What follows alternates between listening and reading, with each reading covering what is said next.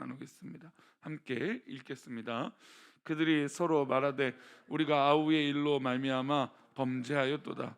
그가 우리에게 애걸할 때에 그 마음의 괴로움을 보고도 듣지 아니하였으므로 이 괴로움이 우리에게 임하도다. 아멘. 예, 기도하겠습니다.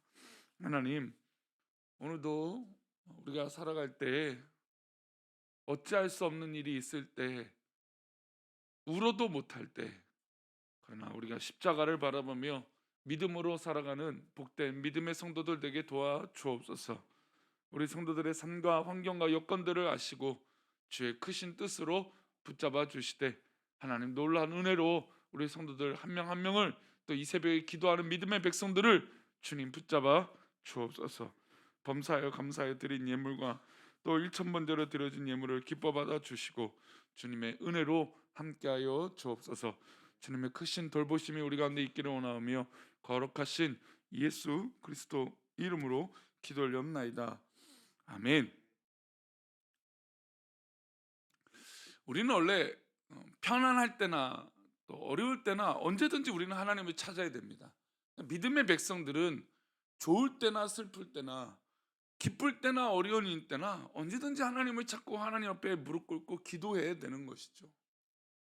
근데 우리가 사실 언제나 기도하고 언제나 하나님을 찾으면 좋겠지만 우리는 실제로 그렇지 못합니다. 늘 후회하죠. 늘 뒤늦게 외칩니다. 즉 어려운 일이 발생되고 고난이 오면 그때 가서야 하나님의 뜻을 구하고 또 우리의 마음을 돌아보고 우리의 생각을 정리해보고 또 우리가 왜 이런 일이 있을까라고 하는 고민을 그때서야 하게 되는 것을 보게 됩니다. 편안할 때 정말 정말 오히려 감사가 넘칠 때 하나님을 찾지 않죠. 오히려 인생에 넘어가야 될 산이 있을 때 그때 하나님을 찾는다라는 것입니다. 이제 트르키에 예전에 이름으로 불렀던 이제 터키 이제 북동쪽에 큰 지진으로 인해서 시리아 국경과 정말 어제 이제 터키 관련된 선교사님, 터키는 사실 이제 선교사님으로 쓰면 또 거기도 문제가 많아서 우리 보통 사장님이라고 부르는데 이제 터키의 사장님들이 기도 편지들이 계속 오고 있어요. 근데 봤더니 말도 못합니다. 우리가 뉴스로 접하는 건 정말 100만 분의 1도 안 된다, 100분의 1도 안 된다 하는 거죠. 정말 처참하고 쉽게 말하면 어, 정말 시신을 운구할 그 시신 그 가방이라고 하거든요. 그 가방조차도 없어갖고 지금 엄청나게 어려운 일을 겪고 있고. 근데 이게 좀 시리아 같은 경우는 이제 정치적인 것이 너무나 좀 국제 사회와 좀 동떨어진 이것이 있어서 그곳에 이제 정치적으로 접근도 못하고 어려움이 크게 발생하고 있다라고 얘기를 합니다. 우리가 실제로 지진이 일어나지 않기 전에 기도하진 않잖아요. 하나님 지진을 대비해서 기도하진 않잖아요. 그렇죠? 그러니까 이런 일이 있으니까 사실 기도해. 그렇다고 그게 잘못됐다는 건 아니고 우리는 어떤 일이 벌어지고 나서야 기도하게 됩니다. 우리 이제 우리 아직은 장로님들하고 어제 이제 출 타고 돌아와서 얘기를 나누지 못했지만 우리 좀 터키를 위해서, 트루키에를 위해서 기도하고 뭔가 좀 하나님 앞에 기도하는 시간을 좀 가지면 좋겠다라는 생각을 해봅니다. 어쨌든 우리 인간은 어떤 일이 벌어져서야 그제서야 후회하고 그제서야 땅을 치고 그제서야 기도하고 그제서야 하나님 앞에 아뢰는 것을 보게 됩니다. 오늘 본문에 나오는 요셉의 형들도 사실 비교적 요셉을 그렇게 팔아버리고 나서 큰 어려움 없이 그렇게 살았습니다. 요셉의 인생으로 비교한다면 요셉은 너무나 어려운 시기와 힘든 시기들을 다 이렇게 겪고 간 반면에 이 야곱의 아들들 나머지 요셉의 형들은 그냥 비교적 큰 어려움 없이 성경은 큰 설명 없이 살아왔다는 것을 보여주고 있습니다. 야곱의 가족들이 사는 곳에 마침 기근이 닥쳤어요. 야곱의 집도 아니었죠. 그래서 먹을 양식을 구하기 위해서 어디로 갑니까? 요셉이 총리가 된 애굽 땅으로 가게 됩니다. 양식을 사오라고 하는 아버지의 말씀을 듣고 형제들이 길을 나섰습니다. 근데 그때 마침 요셉이 애굽의 총리가 되어 있던 것이죠. 애굽의 총리가 요셉이 될 거라는 건 상상을 할 수도 없는 일입니다. 왜요? 본인들이 뭘로 팔았습니까? 종으로 팔았 걸 알았기 때문이에요. 뭐 요셉이 어느 길을 떠났다, 뭐 요셉이 스스로 그 길을 선택해서 갔다, 뭐 잘 되기 위해서, 뭐 그렇다면 일만의 일이라도 뭐 기대를 해보겠지만, 아니 어떻게 종으로 팔았던 요셉이 총리가 될 수 있냐라는 건 뭐 이거는 상상조차도 못할 일입니다. 그러니까 우리가 인생을 살다 보면 우리 일에 상상도 못하는 일이 벌어져요. 정말 우리 성도님들 어려운 일이 벌어졌을 때 상상할 수 있는 일이 벌어집니까? 그러면 상상할 수 있는 일이라면 우리는 어렵다고 얘기하지 않아요. 이건 뭐 이겨낼 수 있어. 그러나 우리에게 어려움과 기도할 제목들은 늘 상상 이상이에요. 다시 한번 말씀드리지만 우리 트르키의 땅과 또 그 지역의 복음을 위해서 우리가 기도해야 될 줄 믿습니다. 요셉이 애굽의 총리가 되었다는 걸 상상도 못했던 이 야곱의 형들은 이 요셉이 그 형들을 불러놓고 막 묻습니다. 근데 요셉이라는 것을 상상도 못했으니 얼굴을 이렇게 봐도 알아채지 못했습니다. 근데 요셉은 그 형들에게 여러 가지 시험거리를 줍니다. 누명을 첫 번째 씌워요. 뭐라고 말하냐면, 야 너희들은 이 땅을 엿보러 온 정탐꾼이냐 간첩 아니냐라고 이야기합니다. 그러니까 당연히 간첩이 아니고 쌀을 구하러 왔는데 이 이야기를 들고 총리가 얘기하니까 막 정말 팔짝 뛰는 거죠. 아니라고, 우리는 절대 그런 일이 없다고. 그리고 자신들이 말도, 요셉이 묻지도 않았는데 막 가정사를 털어놔요.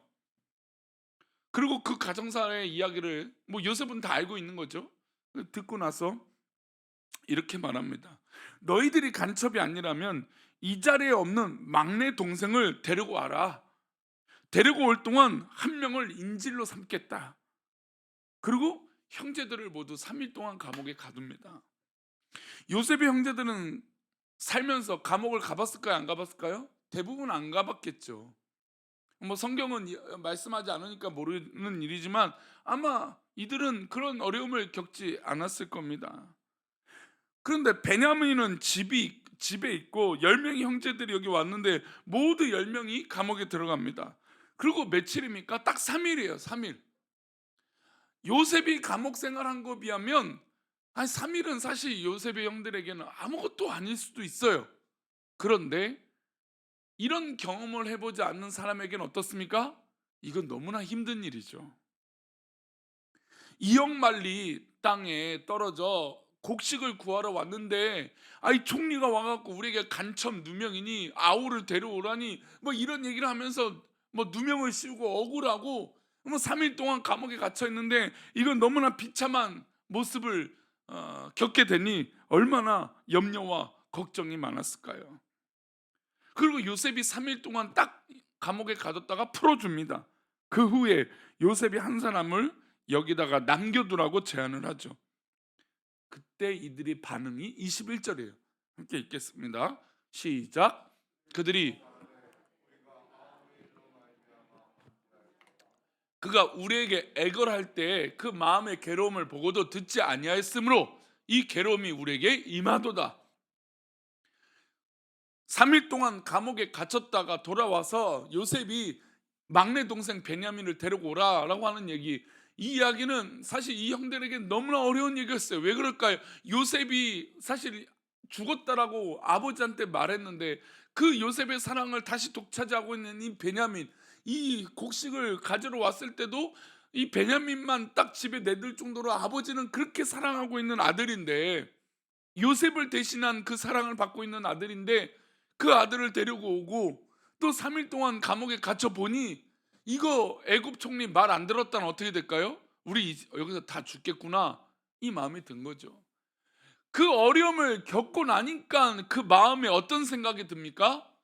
야, 우리가 요셉을 저렇게 팔았더니 그 범죄로 말미암아 우리가 이제 이 벌을 받는구나. 우리가 그때 잘못돼서 우리가 이제 벌 받는구나. 우리는 어려움을 겪고 나서야, 그제서야 우리가 하나님 앞에 범죄한 것을 깨닫습니다. 참 이게 인간의 연약함이에요. 우리가 잘 되고 편안할 때는 그냥 아무렇지도 않게 넘어가는 일들이지만, 어려움이 겪게 되면 내가 잘못했구나, 내가 하나님 앞에 기도하지 않았구나라는 것을 깨닫게 되는 것이죠. 사흘 동안 3일 동안 감옥에 갇혔다가 온갖 자신들의 삶을 돌아보고 아이고 어떡하냐라고 자신의 삶을 아마 두고 하나님을 찾았을 것입니다. 그리고 그들이 예상치 못한 고난이 왔어요. 3일 동안 감옥에 갇힌 이후에 지금 일어나는 이 모든 일이 혹시 요셉 때문에 일어난 일은 아닐까? 우리가 요셉 때문에, 요셉에게 잘못을 했던 것이 하나님이 우리에게 심판하시는 건 아닌가? 어떻게 보면 고난의 유익은 나를 돌아볼 수 있는 거예요. 우리 성도들 가운데 겸손해질 수 있는 건 고난이 왔을 때예요. 근데 그것이 해결되지 않는 사람은 그것을 깨닫지 못하는 거예요. 어려움이 있고, 만약에 그것이 뭐 어떤 반응이든 어떤 결과든 그것은 중요하지 않아요. 나에게 정말 풀리기 어려운 일이 있거든, 그것은 나에게 하나님 앞에 나를 돌아보라고 하는 사인이지, 하나님께서 우리를 죽이고자 작정하시는 일은 아니라는 겁니다.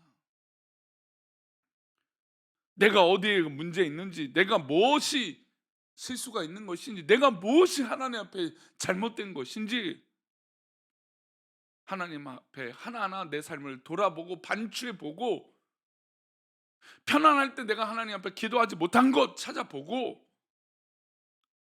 그리고 만약에 돌불에 걸려서 무릎이 살짝 깨어지는 일이 있어도 우리는 우리의 과거를 돌아보고 기도하게 되는 것이 바로 우리의 믿음이 된다는 것입니다.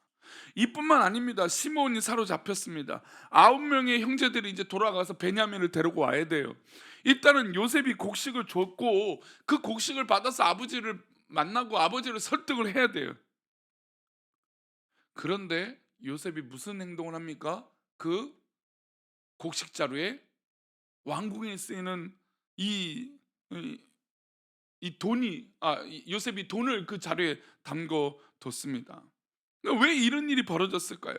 도대체 이걸 가지고 그 총리는 우리에게 어떤 누명을 씌울까요? 이후에는 또 이제 이 자루에다가 요셉이 그 왕궁에 쓰는 그릇들을 담아 놓잖아요. 그러니까 이런 일을 했을 때 아마 얼마나 형들이 두려웠겠어요, 그렇죠? 이번에는 돈자루가 들어있고, 이번에는 우리를 모함할 수 있는 것, 그때는 또 몰랐지만 이런 일이 벌어졌어요. 우리 27절 28절인데요 보겠습니다. 한 사람이 여관에서 나귀에게 먹이를 주려고 자루를 풀고 본즉 그 돈이 자루 아귀에 있는지라. 그가 그 형제에게 말하되 내 돈을 도로 넣었더라. 보라 자루 속에 있도다. 이에 그들이 혼이 나서 떨며 서로 돌아보며 말하되 하나님이 어찌하여 이런 일을 우리에게 행하셨는가 하고.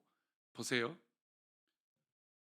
요셉에게 총리인, 아직 요셉이 형인지 동생인지 몰랐지만, 이 어려움을 겪고 나서 3일 동안 감옥에 갇히고 이제 베냐민을 데려와야 되고 뭐 이런 일들이 있어요. 근데 지금 이 자루에 돈이 있다라는 건 사실 뭐 크게 뭐 나쁜 일이 아닙니다.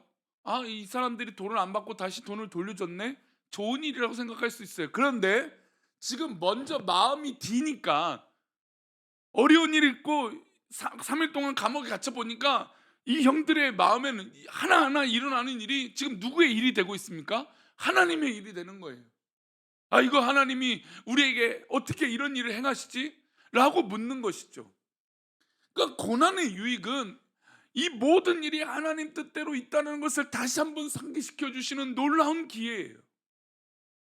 그전에는 몰랐던 것들이 이것조차, 지금 이 자루에 돈이 들어가 있는 것조차도 하나님이 하고 계시는 것이구나. 어떻게 하나님 우리에게 이런 일을 하시지?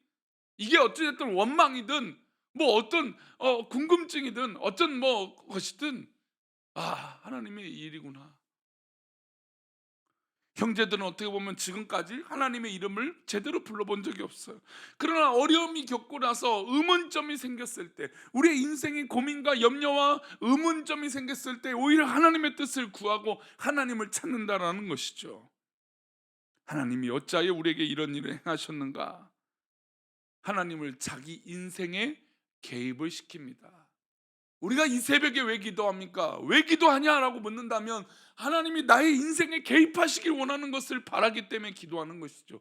우리의 인생에 하나하나 하나님의 뜻대로 되기를 원하는 마음으로 기도하는 것이죠. 아무 일도 일어나지 않기를 바라면서 기도하는 것이 아니라 어떤 일이 있어도 하나님 뜻이 되기 위하여 기도하는 것이에요. 우리가 정말로 아무 일도 일어나지 않고 편안함만을 위해서 기도하면 그대로 됩니까?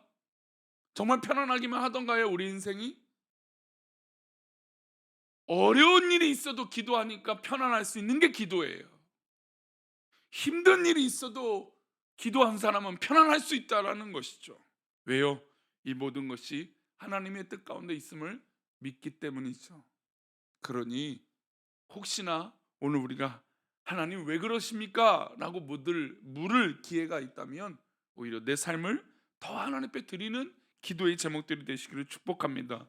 또 기도하시는 분이라면 더욱더 모든 것이 하나님 뜻에 있음을 믿고 고난 속에 하나님 뜻이 있음을 믿고 그렇게 기도하는 우리 모두가 되기를 축원합니다. 기도하겠습니다. 하나님, 참 안타까운 건 저 옛 터키 땅에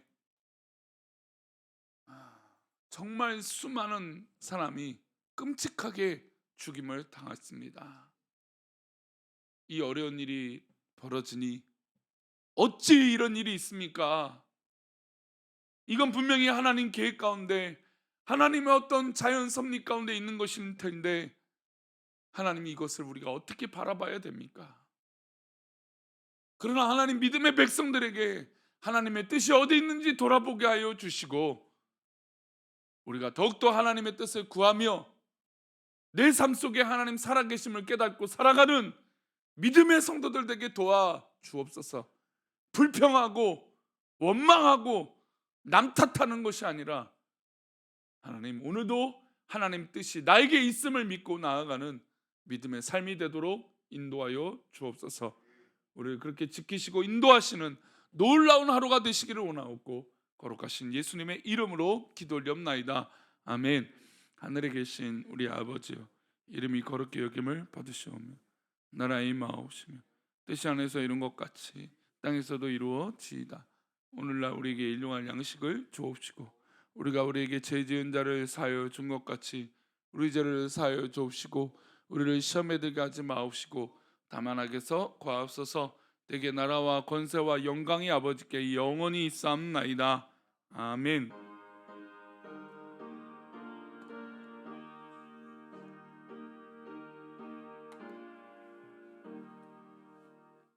그렇습니다. 울어도 못하고 무엇해도 못하지만 십자가에 달린 예수님으로 말미암아 할 수 있는 우리 믿음의 복된 하루 되시기를 축원합니다. 우리 각자 기도하시다가 간절히 하나님의 뜻을 구하고 돌아가시도록 하겠습니다. 기도합니다.